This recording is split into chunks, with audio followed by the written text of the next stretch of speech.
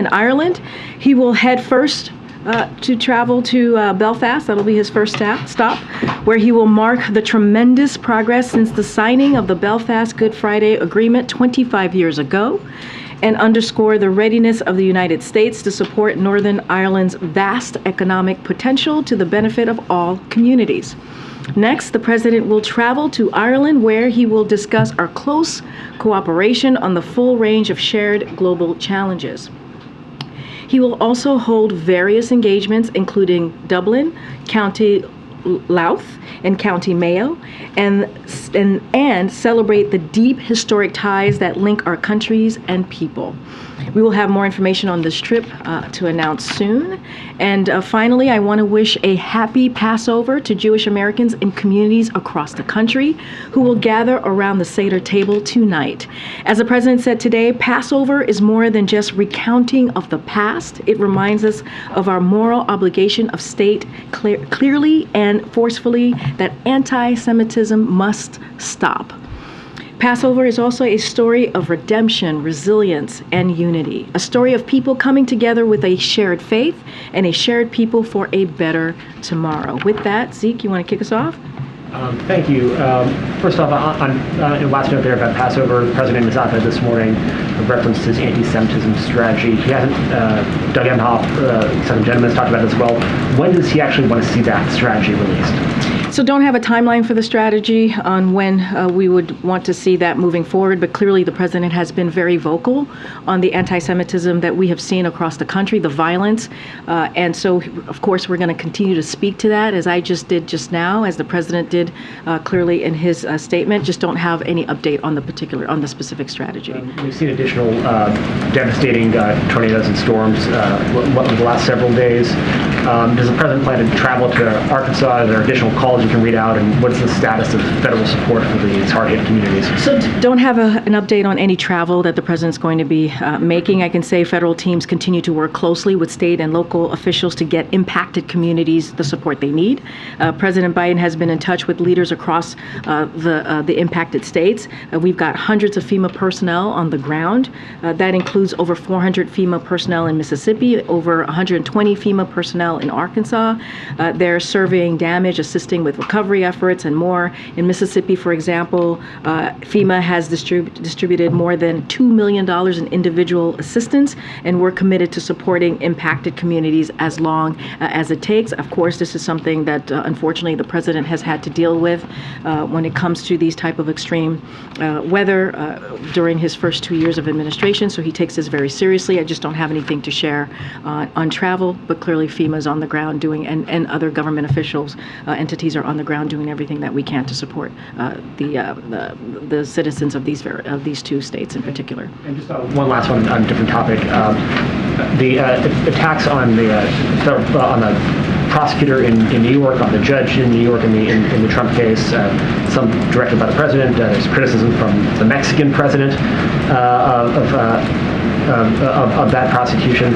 I understand yesterday was well covered that you don't want to talk about the specifics of the case, but can you speak to criticism or attacks on the judicial system and the nation's system of governance and jurisprudence? Yeah, I totally understand the question, and I'll just so that I'm on the record, per usual, I'm not going to speak to an ongoing case, and we've been very consistent and very prudent about that, so I'm going to continue to leave that there. But more broadly, of course, and you've heard me say this, you've heard the President say this many times, we condemn any type of attack on any judge or our judicial system that we have seen over the last 2 years in particular, as the President has been in office. But again, I'm not going to speak to the case specifically, but that is something that we definitely condemn. Just one more on that topic. Can you just confirm or tell us how the President was informed of the charges against his predecessor? Was he briefed on this? Do you mean? Do you mean yesterday with the? So look, the president clearly, and I said this yesterday. The president's focus is on the American people. That's going to continue to be his focus. He, as he was last week when the announcement was made of an indictment. He was, of course, briefed by his senior members of his staff, just like as we all found out. You all learned through reports, the media reporting, and that's all I have. I don't have anything more to share on that. And on the meeting between House Speaker McCarthy and the Taiwanese president, has the U.S. seen any signs that China could be preparing some kind of response to this meeting? Any evidence that they could launch any kind of military drills like they did around Speaker Pelosi's? So I'm just going to I'm just going to repeat what Secretary Blinken said. As you all heard him moments ago when he did his press avail in Belfast, Belgium. Pardon me, in Brussels. Was confusing with the topper with the president going to Ireland and the UK. He was very, very clear, and we've been very clear. We have said there is no reason for Beijing to turn this transit into something that is used as a pretext to overreact. We've been very clear about that. This is something, when you look at this transit that the president of Taiwan is doing, this is something that's been part of a long tradition, a long U.S. tradition. And so, again, we just do not see, there should not be a reason for the PCR to overreact here. And just one quick one on the trip to Ireland. In the past, the president has taken members of several generations of his family with him when he's made similar trips. Can you discuss, is anybody else going to be coming along? We'll have more to share. Don't have anything specific on if there are going to be members of his family attending the trip next week, but we'll certainly have more to share as we get closer to the date. Along those lines, is he going to retrace his family roots there? Why is it personally important for him to go on this trip? Yeah, just to give you a little bit more. So again, we'll have more in the coming days. Look, the president is eager. I actually had a conversation with him this morning about this particular trip. He's eager to visit the United Kingdom and Ireland, two nations whom we have close ties to. He, as I mentioned, will have a series of engagements, Belfast, in Dublin, and County Louth, and County Mayo. But as I mentioned, look, he's looking forward to this. The president is going to be highlighting, as you talk about his family, how his family history is part of that larger shared history between U.S. and Ireland. Waves of Irish immigrants helped shape America's spirit of freedom and of our drive for independence, which launched an irrevocable friendship between our two countries. So yes, that part of the trip where it connects to his family is going to be incredibly important to him, but also the broader Irish American community as well, as we talk about immigrants, as we talk about how this country was created. So he is definitely looking forward to this trip. On the debt ceiling, definitely interested if you had any updates to share, conversations that have happened, including on staff level. But more specifically, is the White House open to a short-term increase at this time? What I can say is what we've been saying for months now, for weeks now, which is we believe that the debt ceiling should be dealt with in a way that Congress has done so in a bipartisan way for the last couple of decades, right? If you think about the 3 times where Democrats came together with Republicans to deal with the debt ceiling, this is how we believe it's their constitutional duty. We do not believe that the full credit and faith and credit of our nation should be held hostage. We've been very clear on that. There's no negotiation that we will be having on that particular issue because it is something that Congress needs to deal with. So I don't have anything more to share on that. We are waiting. We're waiting for House congressional members to put forth a budget. The president did that. He showed his values. He showed how he sees the fiscal responsibility of the president as we move forward, and to show and be really transparent to the American people. We're waiting for House members to do the same. House Republican members to do the same. So is the White House open to a short-term increase? What I'm saying is we've been very clear that Congress needs to deal with this issue as they have done in the last administration 3 times. Can I get any sort of reaction from the White House to this liberal judge winning in the Supreme Court election in Wisconsin? Just broadly speaking, does the White House see this as voters casting their ballots in support of abortion access and a sign of things to come heading into 2024? So more broadly, time and time again, the American people have shown their resolute support for reproductive freedom in our democracy, and last night was no different. We saw that clearly after the midterm elections. At every opportunity following the Supreme Court's decision to overturn Roe v. Wade, from Kansas ballot initiative in August and to the clean sweep of 5 abortion ballot initiatives I just mentioned in November, to Virginia's special election in January, to last night's elections in Wisconsin, the message from voters has been clear. Americans want the freedom to make reproductive health care decisions without government interference. They have been very clear about that. Yet, though, you see Republican elected officials are more committed than ever to attack those fundamental freedoms that Americans should have. And look, you have Republican officials in Florida, in North Carolina, in Nebraska are attempting to pass extreme abortion bills. You have in Congress, where we've seen 3 national abortion bills come out this year from Republicans in Congress. And so, look, we believe that it is important for Americans to have their freedom, including their right to make a decision, women to have their right to make a decision on their own health care. And so this is an administration that's going to continue to fight for those freedoms. Just one more on a different race, the mayoral race in Chicago. Does the White House feel like there are any lessons for Democrats based on the results of that race, particularly in terms of how the party should talk about and discuss issues related to crime? So I'm limited in what I can say as it looks forward to 24 or any future elections. What I can speak to, and as we've done many times here, is speak to the president's record. He believes that we should fund the police and give law enforcement the resources they need for effective accountability and community policing. That is something that the president has been very vocal about and has taken action on. That's why he supported, again, the COPS program, and he signed the American Rescue Plan, which had $350 billion to local governments to keep cops on the beat. So the president has been very clear about this and in his support in making sure that American families and communities are protected and feel safe, and he's going to continue to do that work, but not going to dive into any specifics on how politically to move forward, especially as we get into 2024. On that, though, I hear you being a little more laudatory in terms of the results in Wisconsin versus in Mr. Johnson's win last night. Oh, I was asked specifically about crime and how we move forward on crime. What does he make of Mr. Johnson's win? Oh, yeah. Well, okay, that was not the question that I got asked. I got specifically asked about crime. Look, I can say this. The president sends his congratulations to Chicago Mayor-elect Brandon Johnson. The president looks forward to working with him to deliver for the people of Chicago.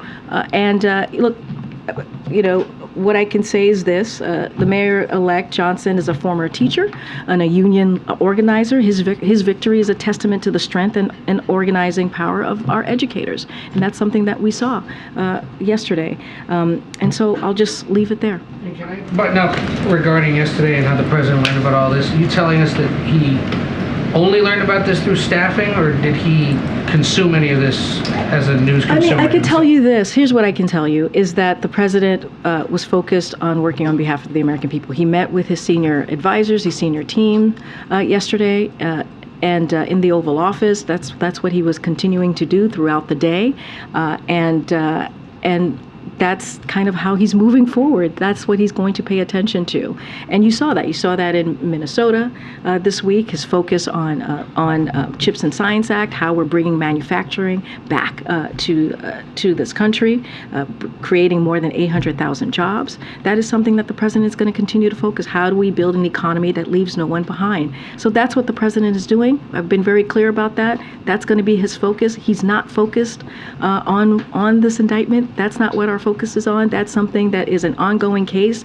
We will let others deal with that. Our focus is what the president was elected to do, is make sure that we deliver for the American public. Just real quick, not a question, but a request following up on Mary's question about who's going with the president from the Biden family and the wider clan. Can we get clarification at some point in the process of that, of exactly how this is paid for? There have been questions in the past about when he travels with family or when people are staying here about how that is handled. Yeah, and we're not doing it any differently than other families who have been in the White House, who have held office, and so we'll share more when we have more to share on who's going to be traveling with him. I don't have that information, so don't want to get ahead of that. But of course, the president is a president that follows the law and does these types of things in the appropriate fashion, appropriate way. Hey, Karine, you mentioned the president traveled to Minnesota this week. He had a meeting yesterday on artificial intelligence. You said he's looking forward to this trip to Ireland as well. In any other news environment, these might be stories that are really driving both national and local headlines.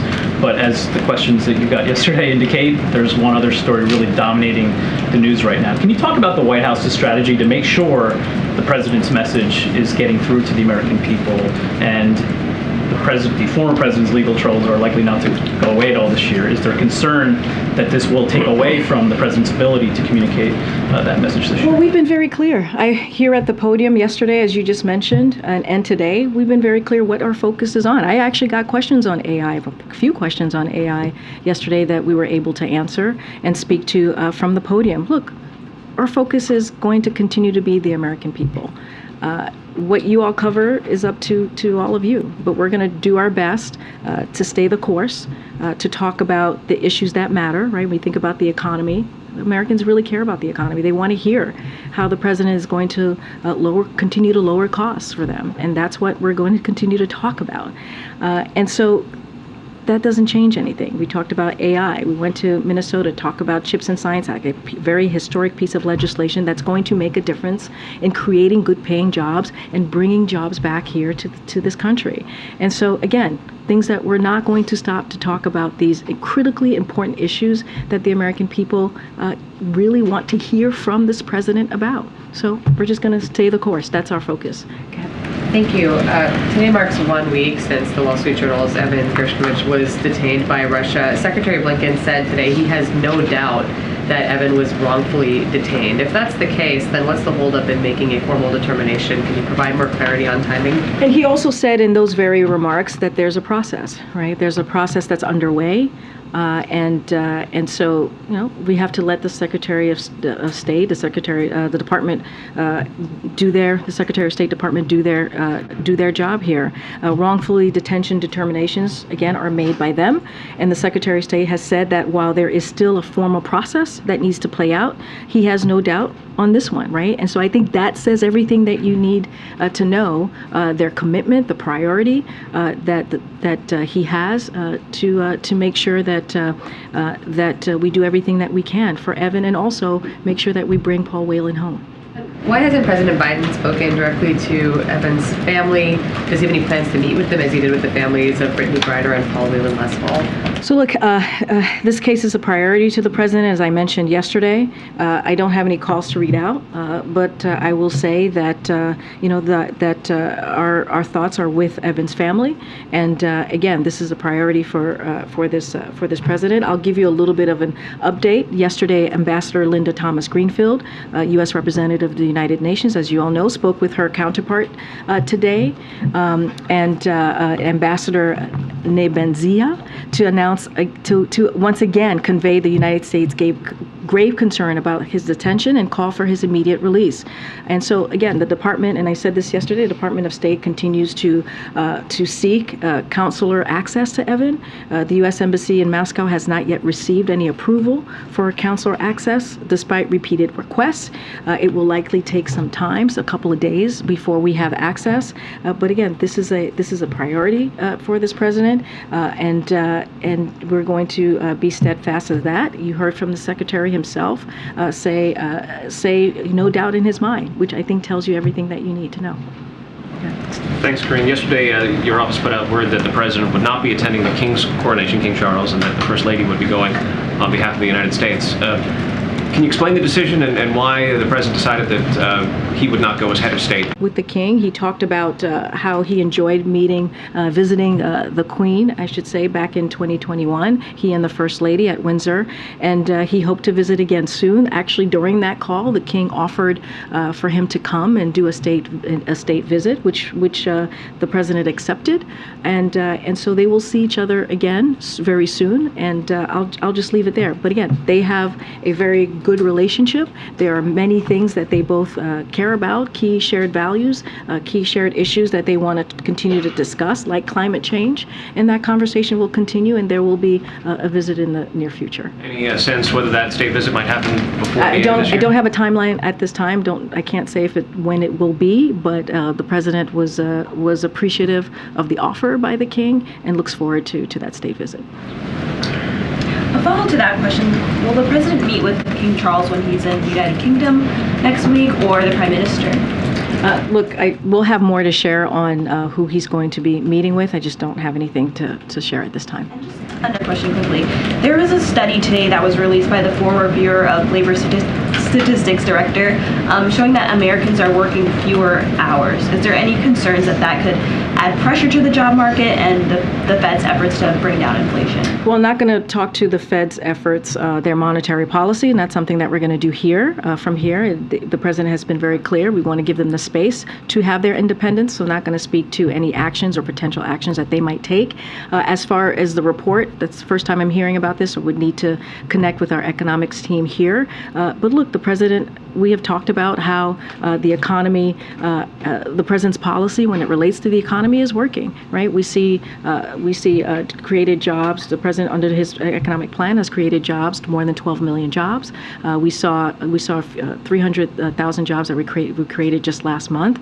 We see unemployment that is at a historic low at 3.6%, and so we're continuing to see a plan that doesn't leave anybody behind and make sure that we're building an economy from the bottom up, middle out. As far as that report, I would have to connect with the economic team. Excuse me. Thank you. On the Wisconsin election, I guess I'm curious about what the president's role is on abortion. The VP is obviously taking kind of a lead and speaking out on it. But what is the president's role? I mean, we haven't really seen him take the issue on the road, for example, meeting with stakeholders. What position is he playing in this? Well, if you look at what the administration has done, we've taken historic action. We've taken a historic action because of the president leading that effort, asking his administration to figure out what other ways that we can move forward in to make sure that there is access to reproductive health care. And so the president has taken a whole government approach through his reproductive health care task force. He put that together, right, to protect women's access to reproductive health care. And he signed 2 executive orders to protect a woman's right to travel to receive reproductive health care, strengthen privacy measures, and address discrimination in care. This is something that the president has taken very seriously, along with the vice president. But what we're seeing on the other side is Republicans doing everything in their power to make sure that reproductive care is not available to women. When you see these national bans, when you see these types of draconian pieces of legislation across the country, that is not something the American people want to see. We know this by just looking at the midterms. I just laid out all of the different special elections that we saw and issue-based elections that we saw just last year, where the American people spoke very loudly. They want their freedoms. They want the opportunity to decide what they should do, what their decision when it comes to health care. Can I ask regarding Beijing and the meeting between McCarthy and the Taiwan president? What kind of conversation has the White House been having with Beijing, if any, just to kind of dissuade any potential violence or any type of response to the meeting? So our channels of communications are open, and we have had a consistent message that has urged restraint. And in recent days, we have conveyed directly to the Chinese at high levels that escalation is uncalled for. And so we'll continue to keep those channels of conversations open. Okay. On the violence in Jerusalem, what's the White House's response to that? And can you talk about any conversations going on that? So on the violence that we saw very recently, at least starting with the mosque, we remain extremely concerned by the continuing violence, and we urge all sides to avoid further escalation. It is imperative now more than ever that Israelis and Palestinians work together to de-escalate tensions and restore calm. And look, and that's what you've been hearing from this president and from this administration, privately and publicly, for over the past 6 weeks.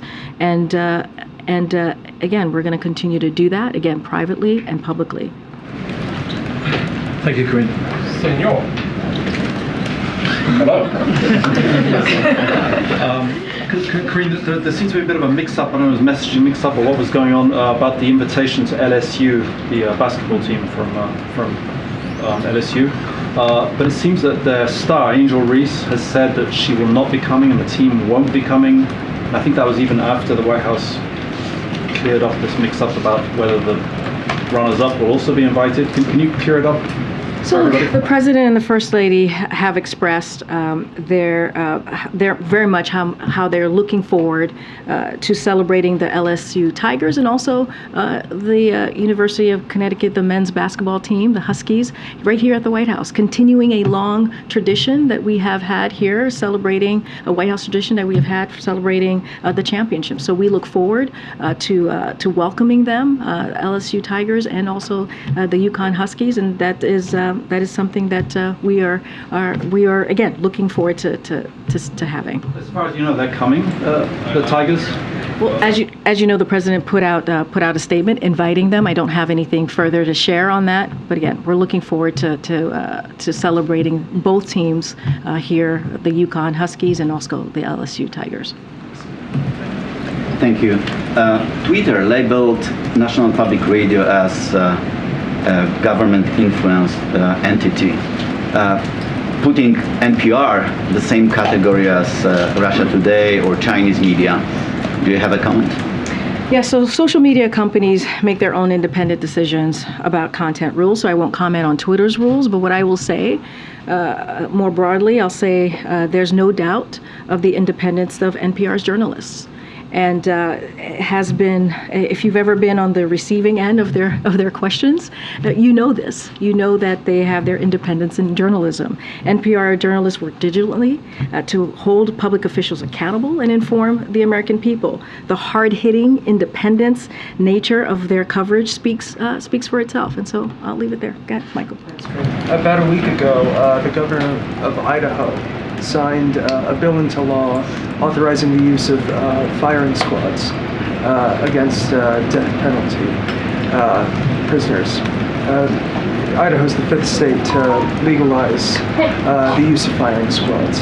Do you have a comment, or does the administration have a position on this matter? So I haven't talked to our team about that particular law. I would have to look into it before I can speak about it from here. And so I'll just leave it there and we'll get back to you on that particular question. Good. Thank you. I wanted to follow up on your judicial nominee for the trial court in Mississippi. Senator Hyde-Smith had said she wouldn't support the nominee. I know you're sticking with your nominee. What do you hope to see Senator Durbin do next? So, look, when you think about our nominee, Biden was very proud to choose someone who is deeply qualified, dedicated to our Constitution, and who received the backing of Republicans and Democrats in Mississippi. And he is a duly elected district attorney, is clearly trusted by many of Senator Hyde-Smith's constituents, and to keep them safe and ensure that justice is done.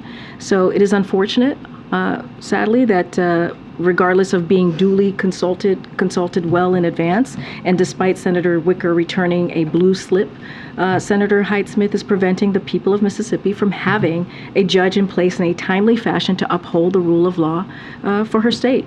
So, furthermore, Senator Hyde-Smith never raised these issues before today over the course of months, including when she met with Mr. Colum several weeks ago, and never suggested any alternative candidates. And so, look, to your point, we're going to stick with our we think, our highly qualified candidate, and I'll leave it there.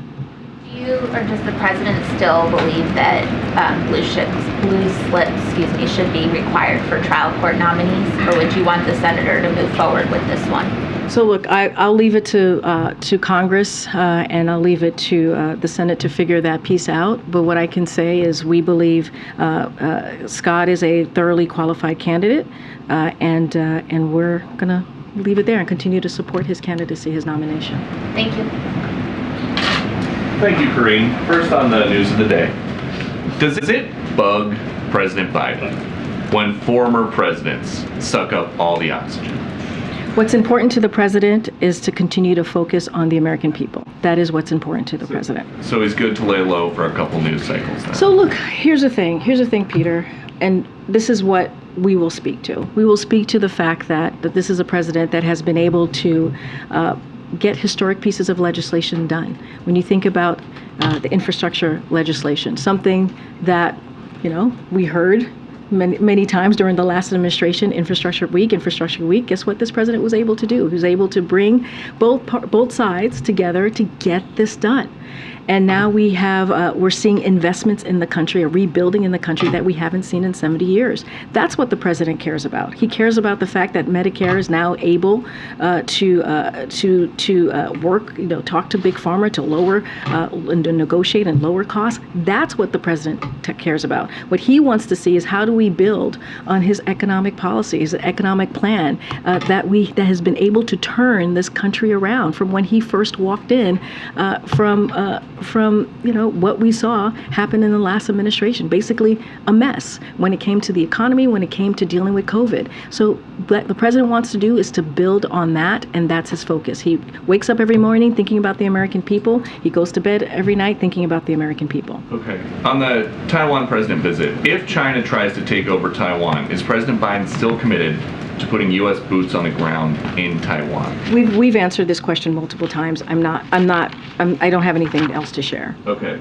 And then on the China spycraft, why did President Biden say about the China spycraft in February, we were able to protect sensitive sites against collection, if that's not true? I'm not going to dive into any reporting. That's not something I'm going to do. I'm not going to confirm any reporting. Look, we knew the flight. Not reporting. The DNI said today that the U.S. does not appear to have provided critical new insights to the People's Republic of China. So is it they didn't provide any new critical insights, or they didn't get anything? I would refer you to the ONI if you have specific questions on their reporting. What I can tell you from here, and what we have said many times, is that we knew the flight path of the balloon before it crossed the United States. We took precautions in advance to ensure that it didn't get sensitive information. And when it comes to technology like this balloon, it has limited additive value compared to other means of intelligent collection. And we have said that. And the bottom line is this is the administration that identified the problem and took action. Thanks, Karine. How is the White House preparing for the medication abortion rulings, and who's involved in and leading those efforts? So, again, going to be very careful as that is, as we're still waiting for the ruling to come forth. We have been talking internally how we would move forward if this unprecedented action was taken. And so just don't have anything more to share on that. But again, this is something, if it were to happen, would be unprecedented. I don't want to get into specifics around ongoing litigation. I'll say this, that this is about the FDA's authority to make its independent evidence-based decision on drugs. Decision on what medication can be used in our country should not be determined in a court. They should be determined based on their safety, science, and the data. And so the bottom line, when you think about mifepristone, this is a drug that's been around for 2 decades. This is a drug that is used in 60 other countries. Again, this is something that is in FDA authority. And so not going to get involved. I'm not going to go into more deeply about this specific case, but yes, it would be unprecedented.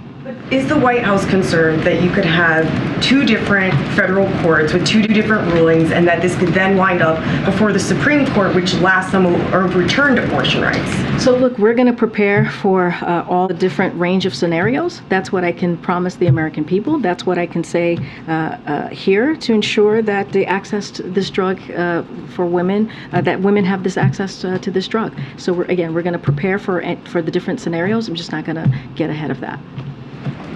Thanks, Karine. If I could follow up just on the coronation, aside from the readout that the president had with the king, can you just explain why it's not the president himself going to represent the U.S. and the First Lady instead?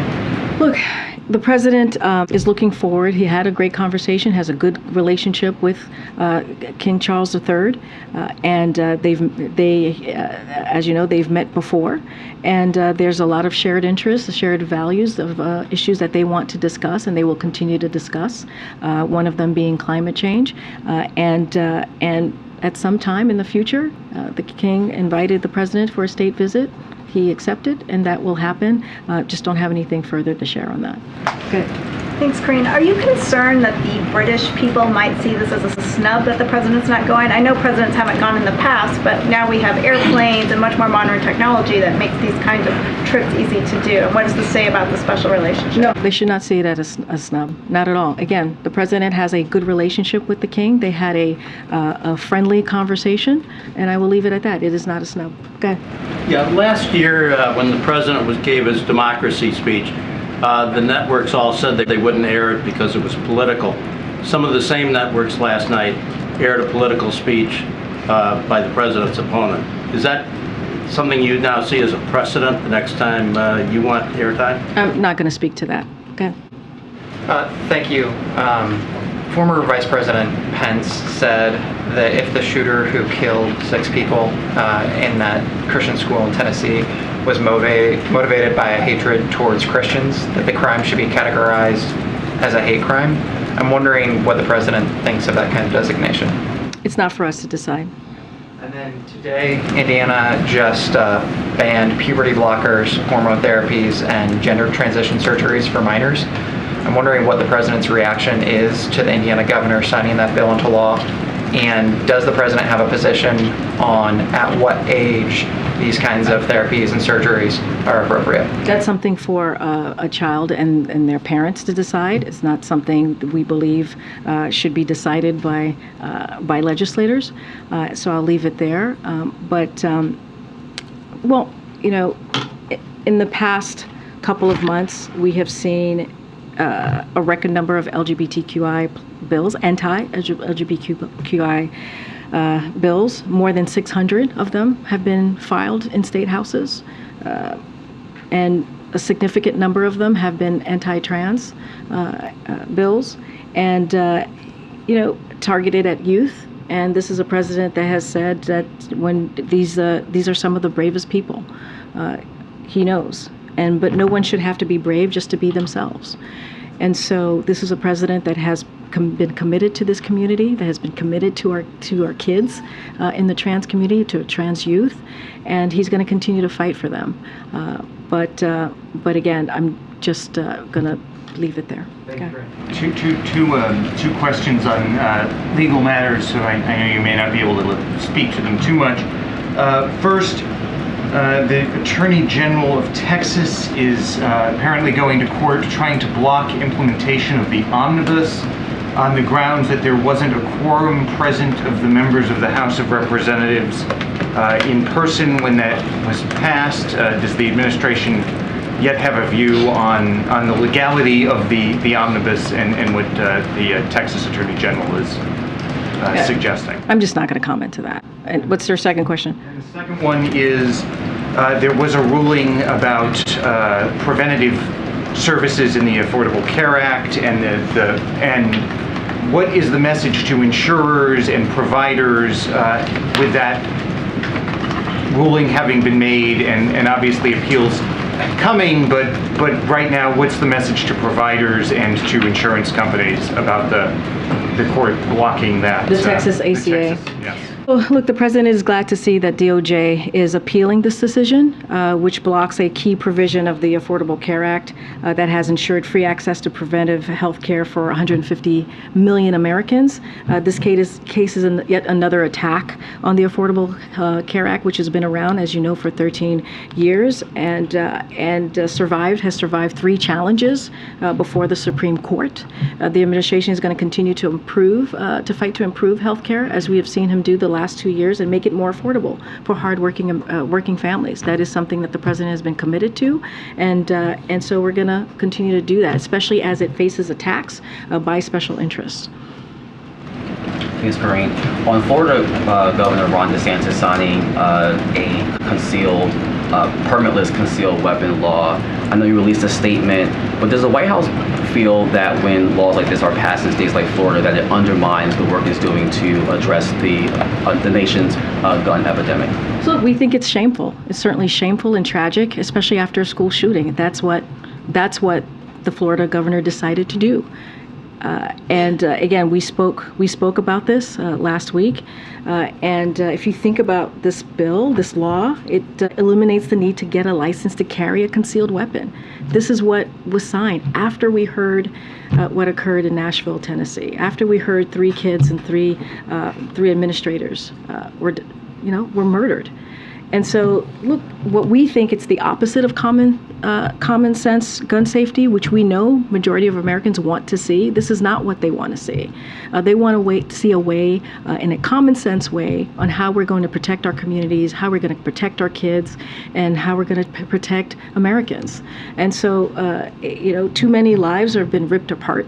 Too many lives have been taken, and the president is going to continue to call on Congress to move forward with the assault weapons ban.